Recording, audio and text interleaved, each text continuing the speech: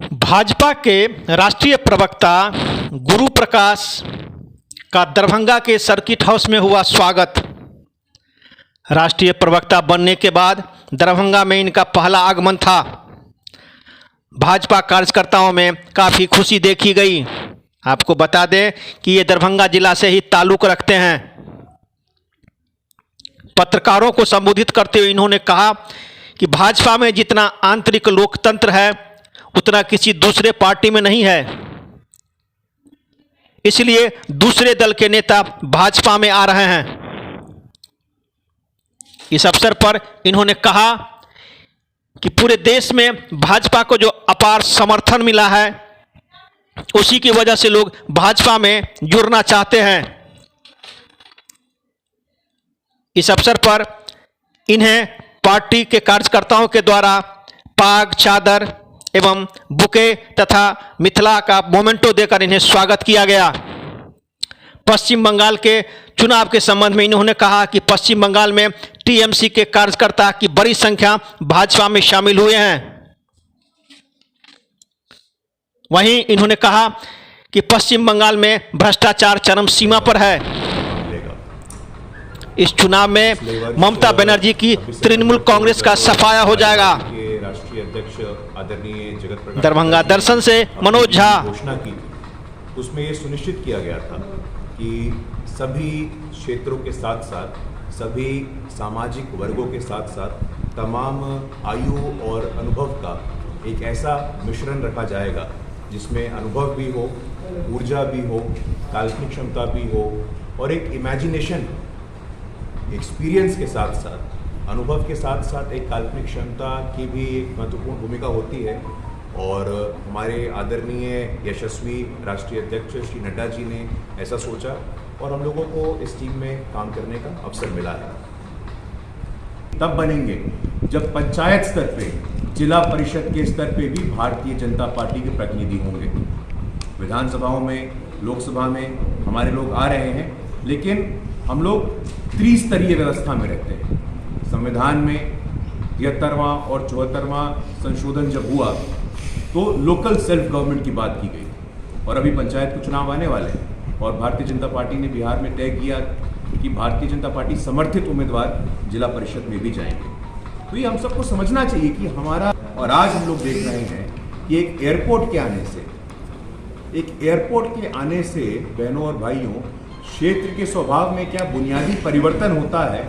मैं ताज्जुब हूँ, मेरे पास आंकड़े रखे हैं कि लगभग 8,000 के आसपास के यात्री इन्होंने दरभंगा एयरपोर्ट का उपयोग किया था।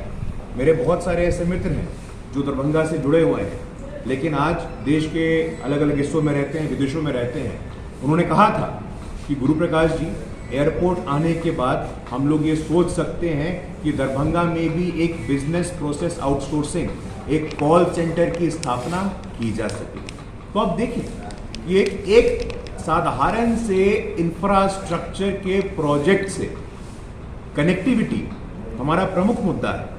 कनेक्टिविटी में एयरपोर्ट हो, कोसी महासेतु हो, 1934 के बाद किसी को ख्याल नहीं आया, लेकिन जब देश के प्रधानमंत्री कहते हैं कि कनेक्टिविटी को लेकर के हमारा एक प्रतिबद्धता है और हम लगातार इस दिशा में काम कर रहे हैं। आदरणीय गोपाल जी ठाकुर जी ने भी यहाँ पे सुपर स्पेशलिटी के लिए एक महत्वपूर्ण प्रयास किया और आज हम सबके समक्ष हैं। कल मैं इस स्वागत को पा करके मुझे पता नहीं मैं ये डिजर्व करता हूँ कि नहीं करता हूँ, लेकिन मैं वाकई में हृदय से बहुत आह्लादित हूँ। मिथिला की बात हम लोग आगे तक पहुँचाएंगे और करते रहेंगे। बहुत है आपने, और मैं ये आपको बताना चाहता हूँ कि पिछले 10 साल में जिस प्रकार का कुशासन, भ्रष्टाचार हम लोगों ने बंगाल में देखा है, आप कोई भी सामाजिक आर्थिक आंकड़ा उठा के देख सकते हैं। बात इतनी वहाँ पे इस हद तक आ चुकी है कि आपने स्कूल का डेटा, हेल्थ का डेटा केंद्र सरकार से साझा तक नहीं किया है। पिछले 4 वर्षों में आपने वहाँ पे जो भी गतिविधियाँ हुई हैं उसके आंकड़े तक साझा नहीं किया है। 2 वर्षों से आप क्राइम का आंकड़ा नहीं शेयर कर रहे हैं। नेशनल क्राइम रिकॉर्ड्स ब्यूरो, जो कि पूरे देश में हर प्रांत में क्राइम का एक सर्वप्रथम है, तो इन सब मुद्दों को लेकर के और कल आदरणीय गृह मंत्री जी ने सोनार बांग्ला का जो एक दृष्टि पत्र, एक संकल्प पत्र पूरे देश के सामने रखा है, और जैसा हमने अभी भी कहा, हमारे लिए घोषणा पत्र महज नारे का विषय नहीं है। हम सब प्रतिबद्ध हैं एक एक चीज को लागू करने के लिए। वो चाहे महिलाओं के लिए 33% आरक्षण का मामला हो बंगाल में, वो चाहे हर परिवार में से एक सदस्य को रोजगार देने का मामला हो, वो चाहे ईश्वर चंद्र विद्यासागर का बंगाल, रविंद्रनाथ ठाकुर का बंगाल, उसको पुनर्स्थापित करने की हमारी मंशा हो, हमने रखा है। बंगाल की जनता ममता दीदी के नीतियों से अब खफा हो गई है और उन्होंने ठान लिया है कि ममता दीदी को इस बार विपक्ष में बैठाना है। जिस प्रकार का भारी जन समर्थन हमारे नेताओं को, हमारे कार्यकर्ताओं को वहां मिल रहा है, हमने देखा है। हमारे 150 से आसपास के कार्यकर्ता शहीद हो गए और ना ही कोई फास्ट ट्रैक कोर्ट, ना ही कोई न्यायिक प्रक्रिया, किसी चीज की शुरुआत नहीं हुई है। लेकिन हम तुष्टिकरण के नाम पे आते हैं, तुष्टिकरण के नाम की राजनीति करते हैं और हम लोग के ऊपर आरोप लगता है कि भैया बी टीम है और सी टीम है।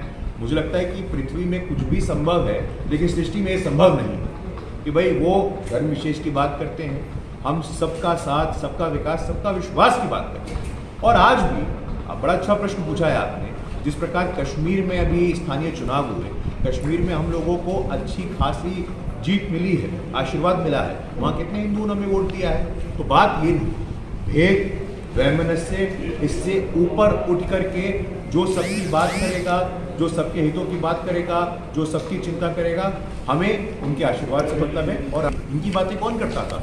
जब आदरणीय प्रधानमंत्री जी वहाँ जाते हैं, अभी बांकुरा में गए थे, उन्होंने बोला है, अपना विजन उन्होंने वहाँ लोगों के सामने प्रस्तुत किया है। तेजस्वी जी फैक्टर नहीं है। देखिए बिहार में तो उनसे उनका कुर्बा संभल नहीं रहा है।